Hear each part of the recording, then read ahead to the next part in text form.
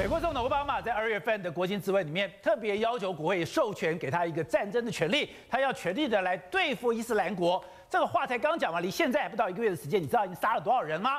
他已经杀了8500多人，搞了半天，美国才是全世界最懂得杀戮的国家。我们来看这报道。 一再用残忍刑罚处决无辜人质的 IS 伊斯兰国暴行，美国早从去年8月起就联合其他国家对 IS 进行空袭。日前，美军证实空袭行动已经歼灭了8500名 IS 战士。But make no mistake, ISIL is losing this fight, and I am certain that he will be defeated. Again. He will be defeated. IS 对美国犹如中东地区的长期威胁。美国总统奥巴马在2月12号正式向国会请求授权动武出兵攻打 IS。And it will remain difficult for some time. It's going to take time to dislodge these terrorists, especially from urban areas. But our coalition is on the offensive. ISIL is on the defensive. 奥巴马承诺不会进行大规模的地面攻击，战争最长也不会超过3年。根据了解，美军计划将派遣驻扎在科罗拉多州卡森堡的4000美军前往科威特，在当地设立中东地区最大的地面部队，好为将来与伊斯兰国决战做准备。多色新闻林佩仪、陈诗勇报道。好，所以我们在台湾风平浪静，天下太平，可是没有想到。 在人类史上面最密集的杀戮居然已经展开了。刚刚讲到了，奥巴马要求授权，要求去进攻伊斯兰国，没有想到这段时间他使用弹药、炮弹的数量的密集度是美军有史以来最强的。所以目前伊斯兰国的占领区大概是全世界暴政最集中的地方。为什么奥巴马这次发动他任内第一个发动的战争，其实获得很多的支持？原因很简单，因为伊斯兰国实在太夸张了。 他最近公布一个新闻是，他们又公开处决了一个人，这个人罪名是什么？同性恋，没有别的理由，就你同性恋，所以你该死。而且处决方式是他把他从楼顶丢下来，叫大家来围观，看看我们怎么摔死这个同性恋。你说，我叫一堆人来看，来观赏，观赏了以后，我在高楼上就把你，眼睛还蒙起来。是，而且他的罪名根本没有任何，不是什么触犯先知的罪，或者是在里面当间谍，都不是。 就个简单是，因为你是同性恋，所以你该死。甚至包含了我们之前也讲过了，他们做了另外一个愚蠢的事情是，约旦其实在中东地区一直想要保持一个中立的立场，就是我今天也不想要跟伊斯兰为敌啊，因为看起来像是美帝的走狗，但我今天也不想要特别违抗美国的意志，所以我保持一个中立。但伊斯兰国就是不听，还记不记得他那个时候拍了一个画面？ 把约旦的飞行员关在笼子里面，活活烧死。有，所以约旦翻脸了。约旦翻脸了，而且他的国王虽然没有御驾亲征但是约旦国王他被称作战士之王。为什么？因为以前他曾经亲自担任过特种部队的首领，他开过眼镜蛇攻击直升机，所以他下令我们要使尽一切力量来攻击伊斯兰国，为我们的战士复仇。所以约旦的国王是全副武装来宣布，他们也要跟伊斯兰国来对决，是因为是可忍孰不可忍。我们原来都忍你，都想说撑过去就算了，结果你烧我的飞行员，我马上把你要交换的那个女炸弹客马上处死，而且连带还包含其他6个伊斯兰国的俘虏，我也全部都处死。好了，那所以接下来美军要做的事情很简单。 奥巴马请求国会同意对伊斯兰国发动战争请大家注意，伊斯兰国甚至不被联合国承认，所以这是个很特别做法，而且他要进行是一个正规战。什么叫正规战？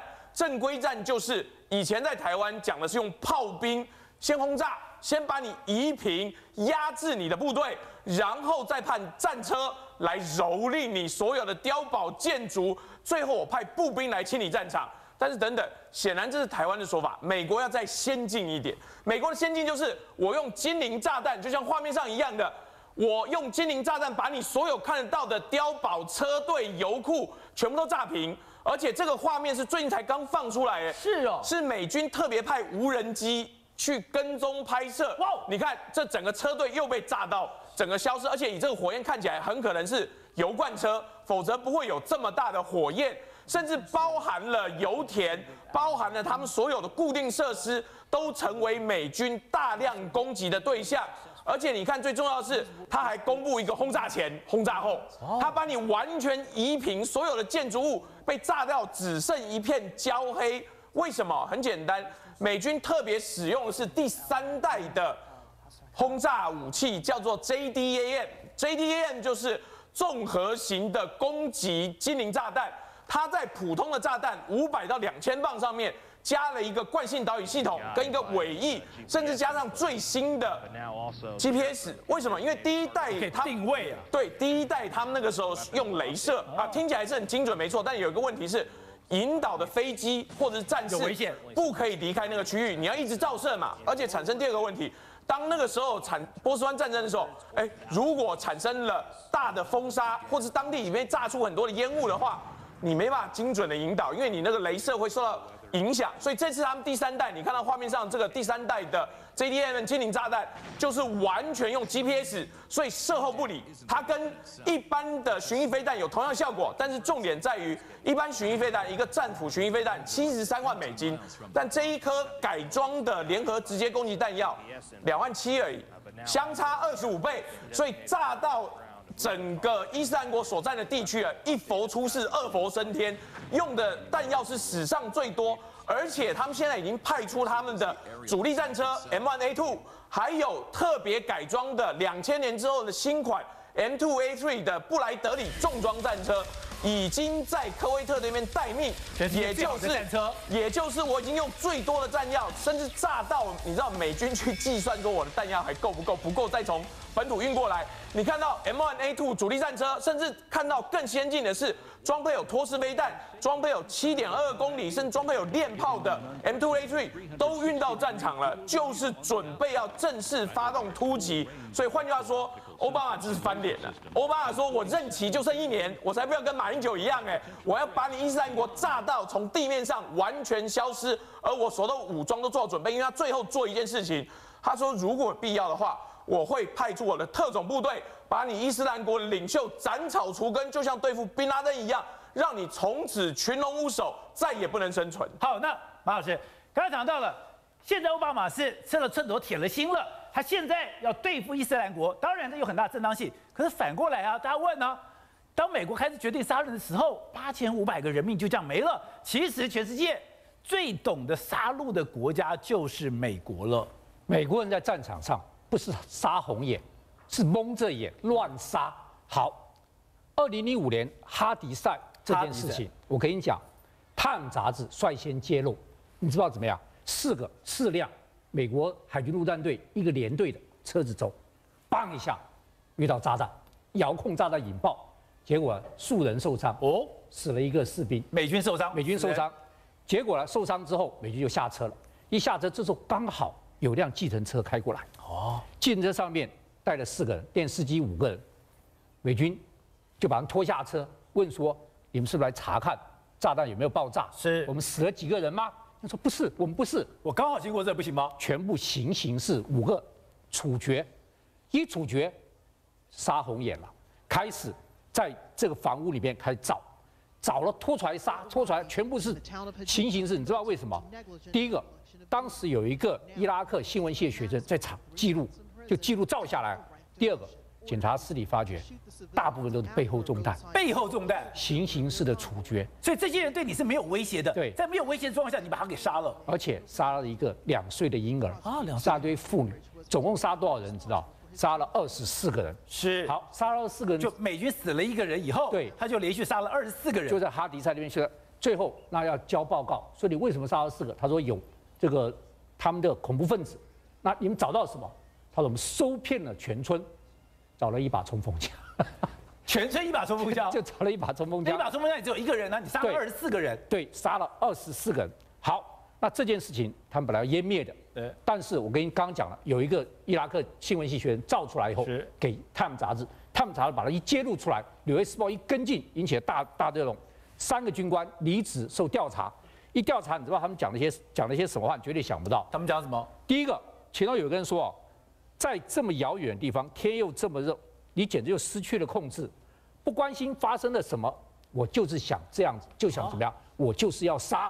另外，你知道他们发觉这个 K 连里面都是新兵，是，就新兵说什么，我就是这样学会杀人的。我这样学会杀人的，因为他们新兵刚上战场，没杀过什么人，用行刑式的枪决，我这样学会杀人的。好，美国人这样学会杀人，他自己现在也受到极大的一个冲击了。怎么样冲击？你知道美国人很怕炸弹的震波，对，他们有一个震波实验小组，他们把什么山羊啊、狗啊、猪啊、老鼠啊，你能够想象动物全部找来，用震波去震。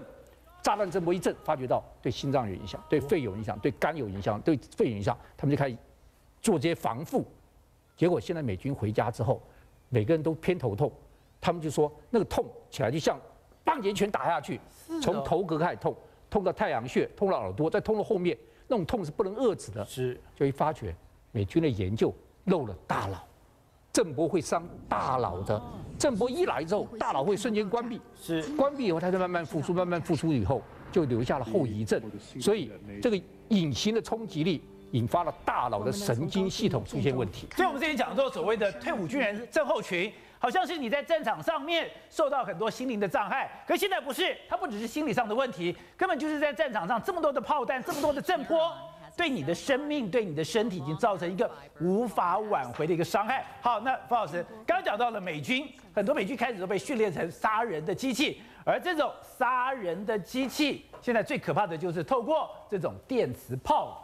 啊，宝杰，你刚刚看到了这个杀红眼还杀错人，一开始浪费了第一个很多弹药，第一页，第二个呢，他杀了一个，那旁边都受到影响啊，就杀到周边很多无辜的人。所以美国针对这个现象，在2000年开始研究一种新的武器，这个新的武器就是以雷射为动力系统。雷射有一点像，你看1898年 G.H. Wells 有一部小说《The War of the Worlds》世界大战，里面那个外星人不是用这个雷射光、雷射炮来打跟地球产生大战、世界大战吗？以这个是不是他们想的这个？不知道。1898年，雷射是在差不多1964到1967年发明的。我们可以看到。美国开始慢慢把它发展成武器，从海军开始，美国陆军跟海军开始，它叫做战术性的高能雷射 THEL， 以地面为基础。为什么用地面为基础？因为它 power 要大，东西要重啊，所以都是放在地面上啊。这个是放在地面上的，又是美国陆军啊，所以美国陆军开始做这个系统。好，这个东西好，一开始研究成功，但是在飞机上发展成功。2011年2月11号，我们以前讲过。从把波音飞机改装成一个雷射武器的载体，前面有一个头，以前我们讲过。那这个实验在2011年2月11号成功，干嘛？它打一个地面发射的一个弹道飞弹，当然弹道飞弹它从那边出来这边打，这比较容易，但是至少它命中啊，这个是成功的命中。2011年，好，这第一个技术成熟了以后呢，紧接着2011年嘛，苏俄一看不对劲，你美国很厉害，他也发布了。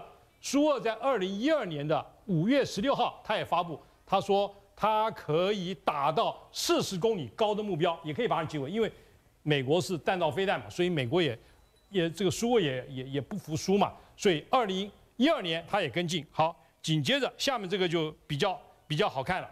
2013年的4月跟2013年的3月，美国说你苏俄行对不对？我现在。火箭，我把你火箭打下来。火箭，对啊，这个里面我马上放一部影片，可以很清楚看到，就你的弹道飞弹，我都可以把你打掉。对，弹道飞弹的话，你导引嘛，你可以作假。你火箭自由火箭有什么作假呢？我们来看，这个是一个实际的影片。我们看慢动作，它怎么样？好，这你看这个火箭发射了，啊，注意看火箭发射啊，然后你可以看它的一个光束啊，瞄准到这个黄点，你可以看。导播随便射一个火箭上去了。哎，你看，你这样看了没有？看到没有一个病啊？哦，直接对上它了。对上它了，然后你可以看到那个爆炸。哦。啊，1.5公里是不是很远了？是不是1.5公里？是。你可以看，然后直接命中，这是洛马公司就等于烧起来了。对，烧起来，然后啪，你看啊，爆炸。好，这个是在这个他们研究这方面已经成功了，但是这成功呢距离比较短，了以后呢，基本上来讲也比较容易一点。好，那我们再看。紧接着，美国2014年就发展一个攻击性的武器了，这个就放在船上了。刚刚是在地面上，这个是可以移动，刚刚是不能移动的，现在可以移动了。那移动了以后呢，那飞机上刚刚已经讲过。那我们再看这一次，也就是在最近这一次，2015年的2月18号发展了一个系统，在船上打空中的移动目标，然后这个空中移动目标呢，基本上来讲呢，这个船是在动的，目标也是在动的，而且命中，这个是它的整个的系统。然后命中了以后呢，基本上来讲呢，这套系统呢叫做 ATHENA Advanced 先进的测试的高能量武器。这个武器前身就是我刚刚讲的 ADM 系统。这个成功了以后呢，它可以取代很多弹药。然后呢，5公里的目标，刚刚是1.5公里，它5公里的目标可以直接命中。同时，它的影片里，宝剑你看那个汽车，啊，那个坦克那个汽车上面打一个洞在燃烧，它现在已经可以做到这一步地步。这个是10千瓦到20千瓦，下一步它要30千瓦以上。你 power 越大，那么地面装备比较简单。可是如果说你要把装备缩小，第一个你要用到 IC 的技术，你要 input 的能量很小。但是 output 能量相当的大，同时体积要缩小，所以美国现在洛马公司靠波音公司的努力，把导引，这个是导引引进去了，把导引加进去，把能量加强，体积缩小，这就是美国下一步的雷射武器。好，我们看到奥巴马上台之后，其实一直想要把美国脱离战场，所以他想尽各种办法，我要离开伊拉克，我要离开阿富汗。但这个世界是，当你不想要战争的时候，战争也会找上你。没有想到奥巴马一直想要避战，可是他却是美国签下狙杀令最多的总统，甚至在他任期最后，他也要发动一场战争。我们休息一下，回来。